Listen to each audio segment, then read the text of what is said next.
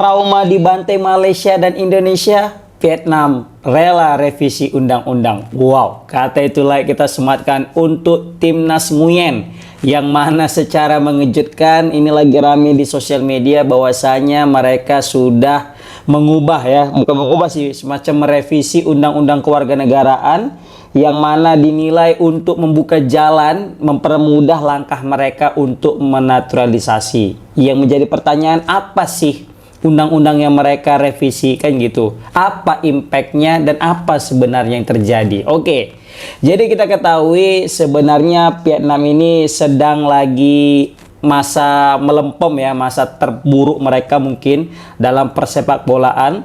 Kenapa? Karena dalam beberapa tahun terakhir mereka itu selalu kalah saing dari negara-negara tetangga, khususnya ya Indonesia dan Malaysia, yang bisa kita bilang ya sudah satu langkah bahkan hingga dua langkah jauh di atas kualitas Vietnam. Meskipun kalau misalnya kita lihat dari susunan ranking FIFA, ya tetap Vietnam masih teratas. Tetapi ini menjadi alarm bahaya. Kenapa? Karena Vietnam yang dulunya masuk dalam 90 besar, bahkan sampai masuk dalam 100 besar, bahkan hingga masuk 90-an, ini mau nggak mau mereka udah turun ke peringkat 100-an. Dan sebentar lagi itu juga akan rentan disalip sama Indonesia dan juga Malaysia. Bahkan kalau dari head to head pertandingan dalam 5 pertandingan terakhir, ya, Indonesia jauh unggul daripada Vietnam, yang mungkin Vietnam unggul atas Indonesia ketika dalam ajang AFF. Sisanya mereka terbantai, baik kandang maupun tandang. Nah, lebih ngerinya lagi Malaysia yang berhasil mencukur Vietnam 4-0 tanpa balas, padahal mereka udah 10 tahun nggak pernah menang. Bayangkan guys, 10 atau 11 tahun nggak pernah menang atas Vietnam, sekali menang Malaysia langsung ngebantai 4-0. Nah, karena pembantaian 4-0 ini, Nguyen FC ini kayak trauma, ya kan, kayak trauma, dan udah mulai sadar diri. Kalau cuma mengandalkan pemain lokal, kalau hanya mengandalkan jiwa idealis mereka yang fokus pada kualitas pemain lokal, mereka yakin tidak akan bisa bersaing dan lambat laun akan semakin tertinggal dengan negara-negara tetangga. Nah, mereka ini beda sama Malaysia dan Indonesia, yang mana punya banyak sekali pemain-pemain keturunan yang berkompetisi di Eropa maupun Amerika Latin.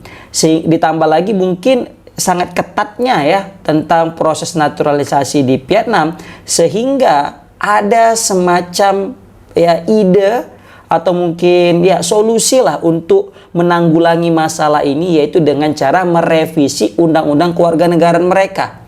Sehingga ketika mereka sudah revisi itu ke undang-undang kewarganegaraan, maka mereka punya celah untuk mempermudah ya proses namanya naturalisasi. Apa itu? Yes, mereka diperbolehkan untuk berkewarganegaraan ganda. Jadi boleh kewarganegaraan ganda guys. Jadi sebelumnya kan mungkin hanya untuk yang khusus-khusus aja gitu ya kan. Apalagi mungkin sekarang ketat dulu kan masalah naturalisasi ini di Vietnam. Sekarang kayaknya lebih permudah karena mereka mungkin sudah terbuka matanya, sudah mulai terbuka pikirannya. Ini lambat laun ngeri nih timnas kita ini. Takutnya jalan di tempat nih Vietnam nih, bahaya. Meskipun ya mereka sudah merajai ASEAN melalui Piala AFF. Tapi ingat, Piala AFF sekarang bukan lagi menjadi piala bergengsi. Piala AFF bukan lagi sebagai tolak ukur untuk menandakan timnas itu makmur. Karena kebetulan Vietnam juara Piala AFF malah tak berdaya di kualifikasi Piala Asia, malah tak berdaya di Piala Asia, dan malah tak berdaya di kualifikasi Piala Dunia guys. Terbukti Vietnam terbantai atas Indonesia kandang dan tandang, ya kan, 1-0 di GBK, 3-0 di Stadion Nguyen sana. Ketika di Piala Asia mereka kalah 1-0. Di kualifikasi Piala Asia ini pun yang akan datang, mereka juga terancam gagal berpartisipasi.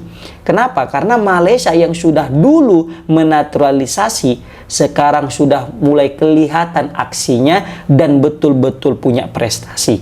Terbukti mereka berhasil melibas Vietnam 4-0 tanpa balas, dan permainan mereka sangat-sangat apik, sangat padu lah kalau kata orang Malaysia bilang, ya kan.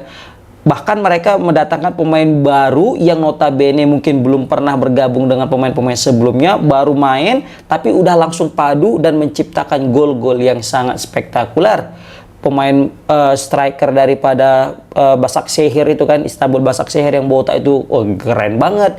Baru juga back mereka Deportivo Alaves juga keren kali, si Facundo itu, ya kan. Nah, belum lagi pemain terbaru yang masuk JDT, Hector itu kan, Hevel baru sama dengan siapa nih? Orazabal, siapa? Lupa aku namanya. Nah, seperti itu guys. Ditambah lagi ya pemain bintang mereka siapa lagi kalau bukan Arif Aiman. Nah, karena dinilai permainan timnas Malaysia dan Indonesia ini sudah berkembang cukup pesat dengan hadirnya program naturalisasi. Nah, Vietnam kayaknya nggak mau tinggal diam. Vietnam kayaknya sudah mulai goyah imannya. Kemarin itu kan masih kekeh nih mereka, nggak ada naturalisasi, kan? Kami tetap dengan jiwa nasionalis mereka dengan mengandalkan pemain-pemain lokal. Mereka percaya dengan pemain lokal mereka, kan? Terakhir terbantai. Oh, udah ketika awalnya kan terbantai dulu sama Indonesia. Ketika udah terbantai sama Indonesia yang dipenuhi dengan pemain naturalisasi, pemain diaspora saat itu ya, dan mereka sempat sebenarnya ngejek-ngejek Indonesia ya kan. Alah, timnas Belanda B, alah pemain Belanda kalian tuh nggak ada kelasnya, pemain grade C, grade D, E, atau pemain buangan, pemain sampah, pokoknya gitu-gitulah. Pokoknya banyak sekali mereka itu mendiskreditkan pemain Indonesia yang keturunan Belanda dan Indonesia. Bahkan pemain sendiri sempat ya melakukan cywar, walaupun cywar itu hal-hal yang biasa aja ya sebelum bertanding. Cywar kepada pemain Indonesia dengan mengatakan pemain Indonesia itu yang dari keturunan Belandanya itu tidak ada apa-apanya.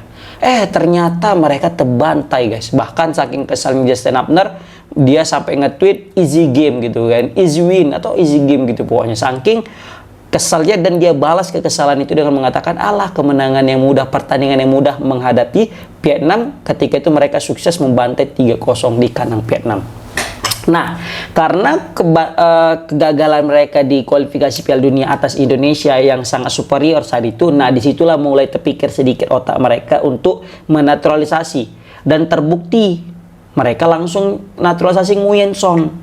Kan, Nguyen Son striker mereka yang bermain di liga mereka sendiri, di Liga Vietnam. Dan betul aja guys, pemain kewarganegaraan Brazil ini luar biasa tampil di Piala AFF. Di Piala AFF lah sebagai ajang dia untuk menunjukkan kualitas dan kelasnya, dan terbukti kelas dan kualitasnya itu betul-betul berkelas guys, serius keren kali. Bahkan dia itu bisa main ketika di babak semifinal ya kalau nggak salah itu ya. Nah, ketika di babak semifinal dia itu langsung cetak banyak gol guys, bahkan langsung jadi top scorer padahal dia tidak pertandingan dari awal laga kompetisi ini atau turnamen ini guys. Ini menandakan memang kualitas daripada Nguyen Son ini di atas rata-rata. Dan ketika mereka melihat ya program naturalisasi ini berjalan dengan sukses, ya mereka lihat Nguyen Son gacor. Jadi mereka tuh ada semacam rasa ketagihan juga untuk segera menaturalisasi pemain yang lain. Seperti itu. Nah, bedanya mungkin Nguyen Son ini kan bermain di liga mereka, udah netap di Vietnam kisaran 5 tahun, jadi bisa eligible untuk dinaturalisasi. Nah, ada sebagian pemain yang mungkin tidak eligible untuk dinaturalisasi. Nah, karena tidak eligible ini karena banyak sekali syarat-syarat undang-undang kewarganegaraan ini, maka direvisilah. Karena ada batu sandungan di undang-undang kewarganegaraan ini, jadi direvisi dan diperbolehkan untuk pemain naturalisasi berkewarganegaraan ganda.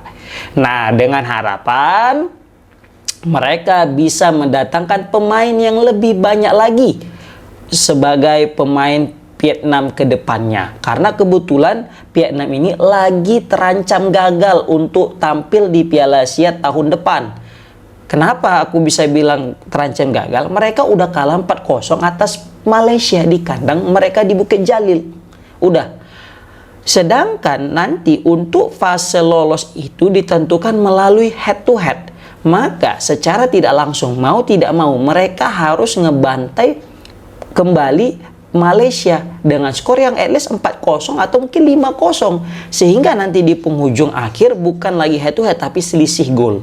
Kalaupun memang betul head to head nanti sama-sama 4-0 mereka sudah saling mengalahkan, mungkin nanti ketika menghadapi Nepal dan Laos menjadi penentunya seberapa banyak gol yang berhasil mereka ciptakan. Wow, luar biasa. Inilah impact daripada negara tetangga ya. Ketika Indonesia dan Malaysia udah buat trauma Vietnam, membantai Vietnam tanpa ampun, mereka pun sekarang udah mulai ketar-ketir dan langsung ngerubah ya atau ngerevisi undang-undang kewarganegaraan mereka dan buka jalan untuk pemain naturalisasi berkewarganegaraan ganda. Komen di kolom komentar guys, gimana pendapat kalian tentang pemerintah Vietnam yang resmi merevisi undang-undang kewarganegaraan mereka. Assalamualaikum warahmatullahi wabarakatuh.